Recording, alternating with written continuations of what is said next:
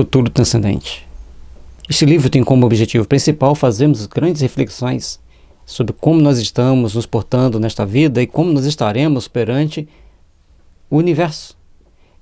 Nessa enorme dinâmica da vida, como nossa consciência estará perante o universo. 18. Lógica transcendente. Dentro da física newtoniana, temos uma lógica quase determinista, mas Albert Einstein e os físicos que lhe foram contemporâneos criaram uma nova lógica, a lógica relativa, a qual podemos chamar de transcendente, quando levamos para o propósito da vida humana na Terra e refletimos na possibilidade da vida espiritual.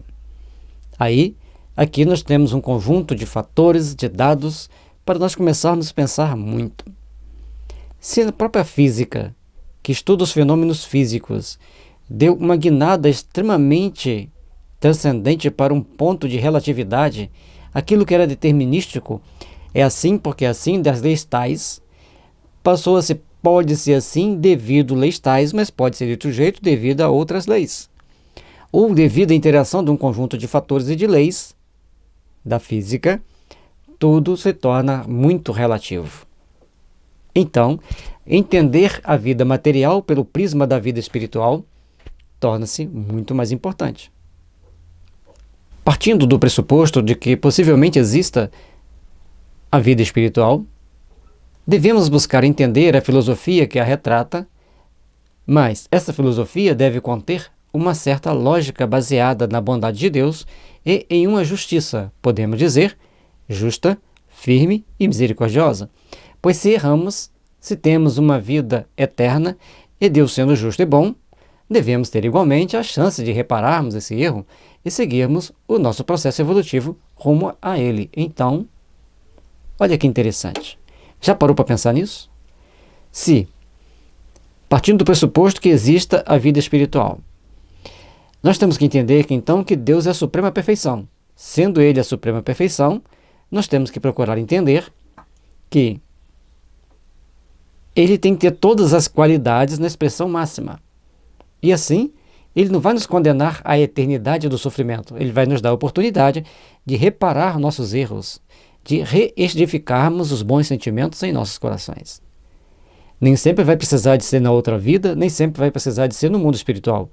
Muitas das vezes, aqui mesmo é que devemos começar a fazer esse trabalho de edificação, ou preparar a edificação do bem verdadeiro em nós, para ao longo da caminhada encontrarmos e depararmos com essa realidade transcendente, com essa força que nos impulsionam para as grandes conquistas interiores. Para melhor entendermos e refletirmos nestas possibilidades e situações, podemos ler em o livro O Céu e o Inferno, onde temos vários exemplos ditados pelos Espíritos, explicando a sua situação no mundo espiritual e nas suas reencarnações. Olha o capítulo 8 da segunda parte. Olha que interessante. Da primeira parte também é importante olhar. Porque uma coisa está ligada à outra. Ao estudarmos esse livro, independente da sua religião, você vai ter que chegar a algumas conclusões, fazer algumas reflexões. Em ambos os capítulos 8, tem reflexões para nós fazermos com relação à nossa conquista íntima e a nossa situação íntima, para sabermos em que pé de situação nós estamos. Porque não adianta acreditar de um jeito. Se eu acreditar que eu posso andar a 200 km por hora numa estrada, que não vai acontecer nada comigo, eu estou sendo um pouco tolo, porque eu vou pagar multa e o risco de acidente é muito grande, porque as estradas não foram feitas para andar 200 km por hora. Carro não é avião. Então nós temos que saber respeitar certas regras, entendê-las para vivenciar de uma forma melhor aquilo que nós estamos buscando alcançar.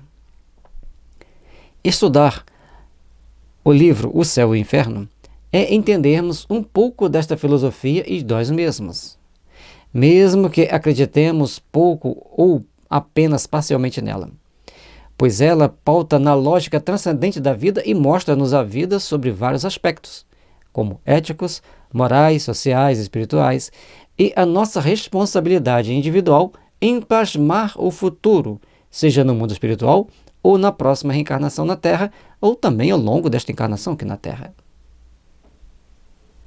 Porque tem uma lei, tem uma lógica que transcendente, porque se nós não pararmos para pensar sobre ela, tentarmos achar que tudo segue a filosofia newtoniana, vamos nos complicar. Mas quando nós vamos vendo que tudo se relativiza, então nós temos que ver que as leis são rígidas, são sérias, são justas, mas nos pegam. Nós temos que fazer nossa transformação, de alguma forma. O livro é uma proposta de estudo dos fatos psíquicos que levam os espíritos a estarem na situação A, B ou C, na atual reencarnação. Então, por que um nasce pobre, outro nasce rico, outro nasce mais ou menos, um nasce muito bonito, outro nasce feio? Tem uma lei, tem uma regra, segundo a filosofia kardeciana, que determina tudo isso. E lembrando que a filosofia kardeciana é também baseada em um conjunto de pensamentos que existiam em várias religiões. Se você vai encontrar isso no hinduísmo, vai encontrar isso no budismo, as leis da causa e efeito, também chamada de karma, ou a espiral da roda de Samsara. Bem como saber sobre suas condições no mundo espiritual, pois eles necessitavam de pesquisa e de reconhecimentos objetivos dentro de sua subjetividade lógica. Então, quando Kardec foi fazer a pesquisa, ele queria um conhecimento mais objetivo dentro de toda a subjetividade lógica com a qual ele vivia, ele convivia, fazendo seus estudos, fazendo suas pesquisas. E aí, dentro desse conjunto de dados e fatores, nós vamos alcançar patamares de entendimento melhores.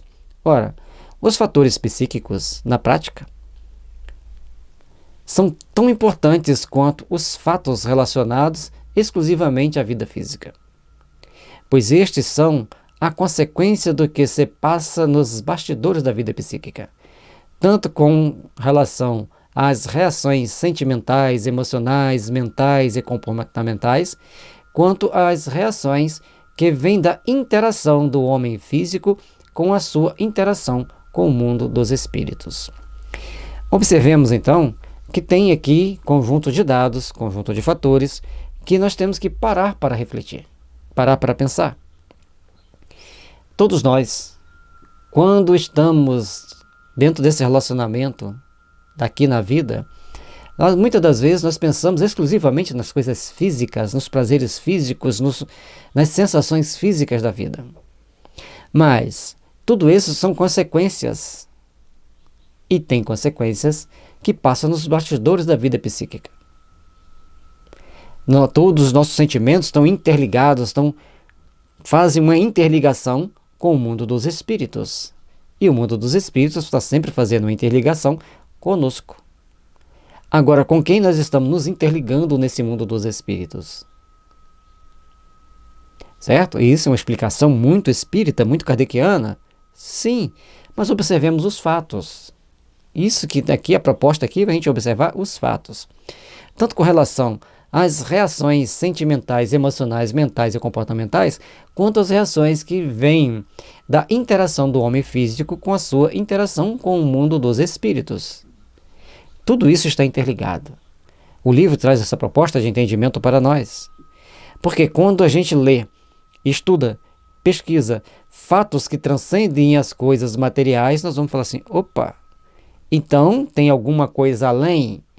O meu comportamento pode estar criando vínculos ou estar vinculado a grupos que não são tão bons como deveria ser. Por mais que eu queira fazer um auto-julgamento exaltando o meu ego, eu sempre terei intimamente na minha consciência alguma coisa me dizendo que eu devo ir por outro aspecto, por outro entendimento, por outro caminho. Porque o caminho da consciência tranquila é o caminho da consciência crística. O caminho que nos faz elevarmos-nos para o Pai. É a luta íntima do Bhagavad Gita. Enquanto você está tentando lutar contra os outros, você esquece de lutar até mesmo contra você. Mas enquanto você procura identificar quanto você tem dos outros dentro de ti, aí você começa a ir se libertando dessas influências para você ser você mesmo e buscar sintonizar com o Pai, sintonizar com os espíritos superiores. Talvez essa explicação está sendo por demais espiritualista, mas ela é transcendente. Lógica transcendente, é uma lógica que transcende a nossa vida física, que transcende as coisas do nosso dia a dia aqui no mundo físico. Esses fatores podem ser maus ou bons, dependendo da forma com que forem usados. Todas as influências, todas as interligações que nós temos, tem aquilo que nos leva para a prática do bem e tem aquilo que nos leva para ações e atitudes não muito boas. Essas interações são condicionadas à vida social de cada pessoa e de suas reações com esses meios social e psíquico.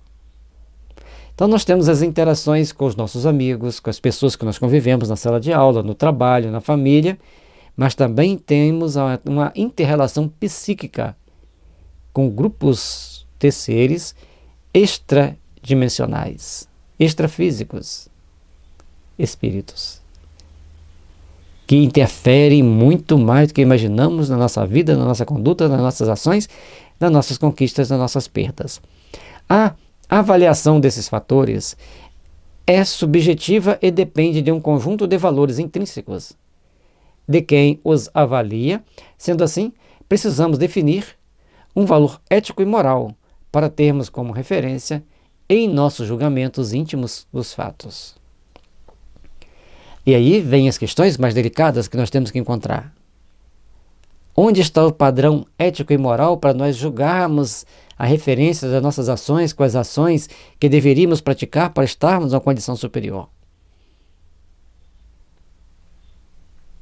Normalmente, para nós ocidentais, é Jesus: vá e não peques mais para que não te aconteça coisa pior.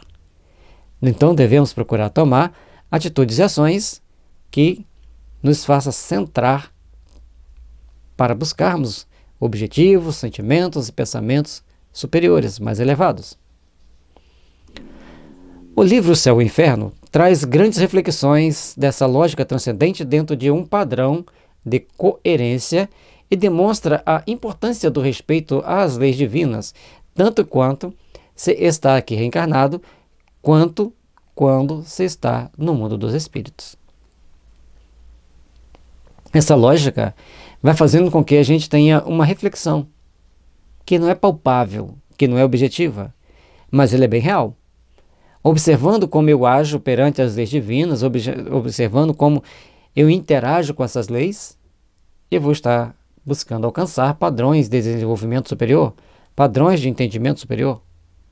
Se a humanidade buscasse entender as leis divinas por este prisma de valores, a humanidade ficaria livre de vários desastres sociais, pois entenderia as consequências morais que isso implica no seu futuro transcendente, isto é, no futuro desta vida, no futuro da vida espiritual e no futuro das vidas que terá em suas próximas existências. Compreendendo que o espírito é imortal, que o espírito não morre jamais e que nós somos espíritos,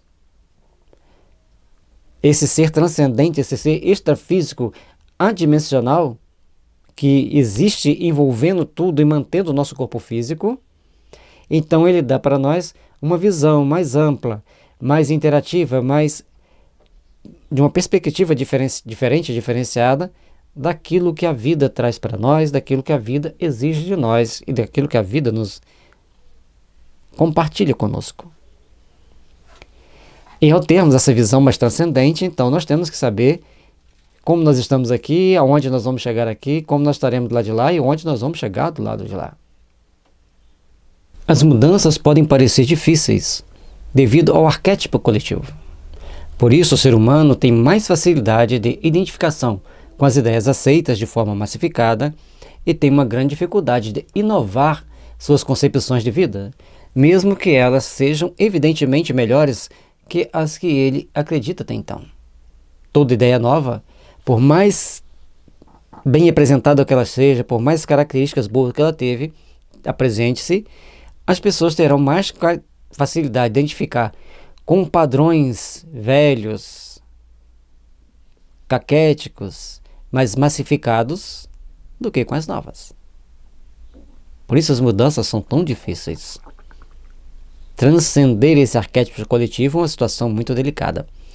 Isso demonstra que existe uma sintonia vibratória natural do ser humano com as forças espirituais contrárias ao processo evolutivo, e eles manipulam algumas mentes para mantê-las dentro de um padrão embotado do entendimento, tais quais elas se encontram obstadas de refletir em uma melhor possibilidade para suas vidas, melhora essa baseada em um equilíbrio de forças e reações onde todos colaborem para a melhoria coletiva. Portanto, essa sintonia vibratória natural do homem com forças espirituais contrárias ao processo evolutivo, as grandes massas sintonizam muito mais com essas forças que são contrárias ao processo de evolução do que aquelas que são favoráveis ao processo de evolução, ao processo de equilíbrio. Principalmente quando entra que tem que ter algum tipo de renúncia para colaborar, então as pessoas preferem manter-se numa mente embotada, com dificuldade, entre aspas, de entendimento, porque elas preferem ficar sujeitas a essas manipulações do que refletirem numa possibilidade melhor de tentarem fazer alguma coisa melhor. Por isso, a nossa necessidade de refletirmos sobre como temos agido e como temos interagido com as situações.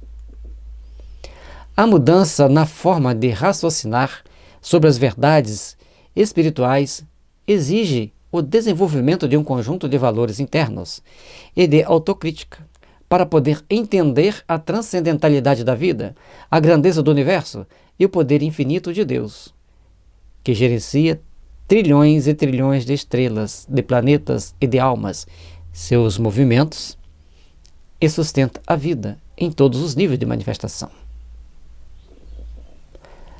Portanto, raciocinar em um processo de mudança sobre as verdades espirituais, também temos que desenvolver um conjunto interno de autocrítica, porque a partir de então tudo vai ter uma transcendentalidade maior. Deus não é mais aquele ser que fica tomando conta da vida dos outros. É imensuravelmente grande, imensuravelmente sábio, que gerencia trilhões de estrelas, pentilhões de vidas, tudo num processo harmônico de perfeita ajuste perante as suas próprias leis, porque ele é onipotente, onipresente, baseado em entendimentos que nós desconhecemos, em leis que regem nossas vidas. Assim como um computador vai funcionar conectado à internet, que tem um servidor, que tem outro servidor, que tem outro servidor, esses conjuntos de servidores ligados a um servidor central que controla, manipula os dados ali para que mantenha tudo funcionando. Assim é Deus. Aquele computador central que tem todos os seus periféricos, cada um com o seu Wi-Fi, mais potente ou menos potente, com as interferências nos sinais, para sintonizarmos com as forças da bondade. Para o ser humano desenvolver esses valores, precisa de ajuda externa, como a proporcionada pelos tratamentos que desintoxicam a sua aura, os corpos sutis, pois esta menos intoxicada permitirá que ele consiga raciocinar sobre as grandes potencialidades que ele possui e sobre a necessidade de ser um colaborador da obra do bem na Terra.